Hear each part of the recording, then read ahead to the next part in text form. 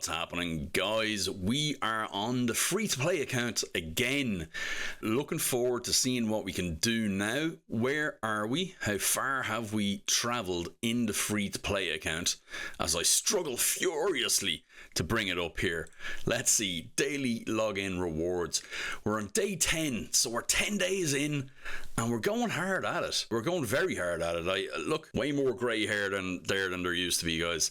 But we're loving life. We have gotten our Sacred Shard. We've just finished the second part of the Arbiter missions. So we're going to the Icegolem's peak to finish this bit now. So stage 10, and this is the team I'm going to use. We also have Fane there, who may be a good option, but I think I'm okay with this. I've passed stage 10 before, but it's not just necessarily straightforward. So let's see how we get on. The team is quite good. So we're gonna, as I did in my arena video, we're speed tuned to be able to clear waves, do damage, or clear an arena. So we have our buffer going first, then we have our debuffs from Uugo. Now we don't obviously have them for the second wave around, but what we do have is we have a random hit nuke and an AoE nuke then from Wukong. So we're able to clear most of them off, but not all of them. So then we just have to tidy up the waves here. As you can see, they get a couple of hits in, but nothing to worry about. We're a very early team, but this is also a very early team as well. Stage 10 of the Icegolem, Dragon, or whatever dungeon, it doesn't matter. They're all very early on, so they're not too bad. The difficulty comes when you get to the boss then, and also affinity matters a hell of a lot more as well on these guys. So we're going for direct damage. Now, direct damage against the Icegolem isn't necessarily the best way to go. And when I say isn't necessarily the best way to go, what I actually mean is it's the worst way to go. Okay?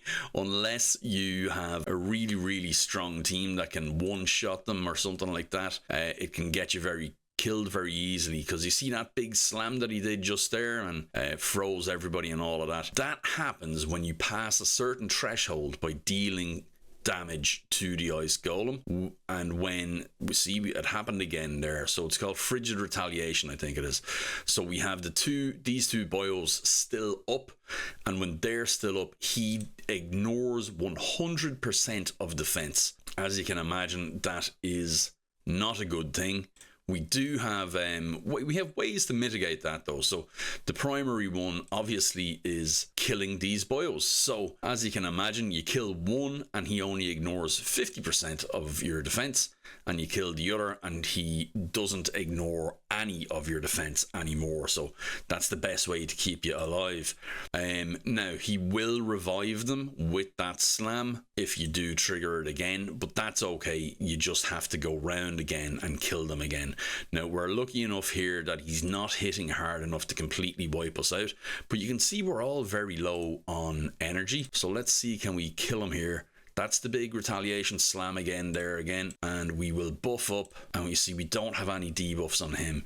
Ideally, what you would like to do is poison him and let the poisons tick him down. If you have a poisoner that can do poison without doing damage, that's the best way to go. Now, did I get that mission? I don't think I did. So, it's 10 times on auto. Well, look, we know we can do it anyway, so that's absolutely fine.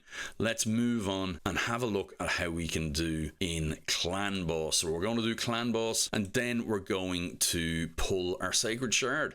So we actually have Brutal unlocked already, so that is extremely good for a clan that's 10 days old. That's extremely good. So we're on hard here. You can see some big hits here coming out. 2 keys for 11.18 million. Yeah, so maybe, I'm thinking I'm maybe in and around here, in and around halfway. So let's see how we're going. This is my team at the moment. Now, gear does have to be leveled up for these guys. That would help me out immensely. But also having a more reliable decrease attack on the team would be extremely good. And actually, do you know what I'm going to do? No, we'll leave it like this. We'll leave it like this for now, because we have the enemy max HP nukes from Husk, decreased defense and weaken from Fane, Kale's providing damage and poison, and then survivability and buffs from Tagoar and Sabata. So let's see how it rolls. we're getting our poisons on, so our accuracy is okay. And then 114,000, I think, hit from Husk there. Okay, we have all our debuffs on there now, and we need our buffs from Savitha, who I frequently call Tabitha for some bizarre reason, unbeknownst to myself. So we're in full damage mode here now, and Kale takes the hit, which is not what we want, because he's our big damage dealer, guys. Now, something I could do, if I pull even the rare Armiger, he would be better maybe than Husk at this stage, because I don't have any books on Husk, so he's only getting his AoE slam every 4 turns, or every 5 turns maybe. So we're losing a lot of damage that way. But you can see when he does use it, that was 163,000 he done there. And if we could get that more regularly, that obviously would be a much, much better situation. Our poor El Kale was still stunned there. So we need to be getting poisons on more regularly and fill up that poison bar. So ideally, we have our Sacred Shard. What I'd like to get is a good decrease attack champion. Maybe somebody with it on the A1, or a debuff extender, or a good poisoner that could keep me alive as well. So somebody like, is it Corvus the Corruptor or Noct the Paralyzer? I think both of them are good at keeping your team alive and poisoning. Whichever one can do the best at both is the one I want. So yeah, there's really any good champion I'd be happy with on the team at the moment. We're so early doors that I can pivot and change direction anytime. Now, obviously, if they went into the Dark Elves faction as well, that would be great, because my strongest champion is Kale, and he's in the Dark Elf faction already. So it would just mean we're doubling up on that faction, and we'd be able to work towards getting the faction crypts filled out much quicker. So you have to just think about your whole account. Now, the primary goal is always focus on Clanboss.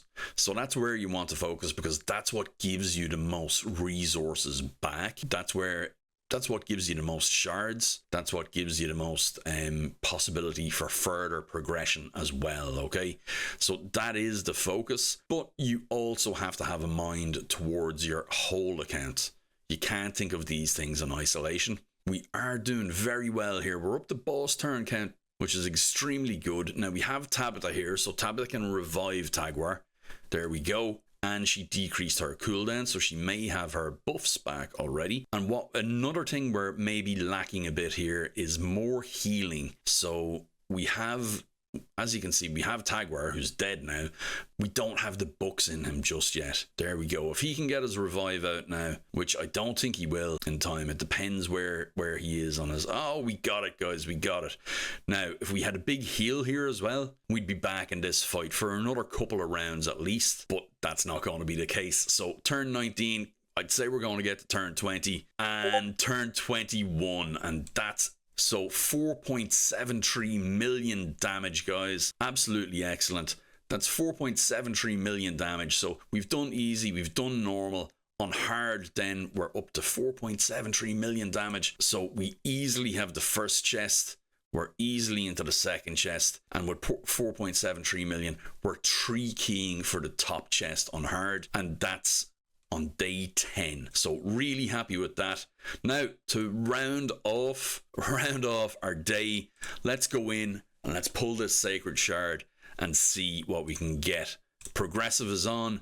Who would we want from here? A couple of very good choices for us. Very, very good choices. For my money, probably I think we're going to go for Kymar here. A lot of people would tell me I'm mad and maybe I should go for our mans. Do you know what? I've never had a Kymar, and this game is all about having new stuff, right? So let's confirm that. We'll go Sacred Shards. Did I want? Yeah, I do want Create, and let's go with that. And let's summon them, and let's see how we are. Fingers crossed for something good. Can we get a bit of gold? Oh, it's purple. And it's Rearguard Sergeant, so not even an exceptional purple, guys. May in fact be food, but let's see. So, attacks one enemy, 40% chance of placing a 60% decreased defense debuff for 2 turns.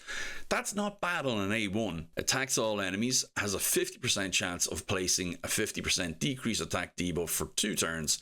Heals this champion by 25% of the damage inflicted. Now, the reason I wouldn't be mad about this champion is we have 1, 2, 3, 4, 1, 2, 3, 4, 5, 6, 7, 8, 9 books to get out of her. Now, if I was to place books on her and I just placed 2 and they were able to land here, I would absolutely go for it, because she has a 50% ally protection and a continuous heal on all allies except her for 2 turns on a 3-turn cooldown. And guys, that would absolutely help my clan boss. That would absolutely help me keep the clan boss alive. She's able to heal herself, continuous heal here and ally protection, decrease defense and decrease attack. So she's very good, but I have to decide, is she worth the investment of, how many books did we say? 13 books, to be sure. And really all I want is this. That's the big money maker for me. So guys, that is it for now. Thanks for joining me. Thanks for being here. If you want to start a new free-to-play account, guys, you can get your code down below. So just in the top comment and in the description box, there's a link there, and you can get yourself a free Karato when you finish the tutorial. Karato's an amazing champion. You also get 4 more champions as well. So check it out in the description below, guys. Click on that. Really, really good to kickstart your account in 2025. And guys, take care, and I'll see you in the next one. Bye bye.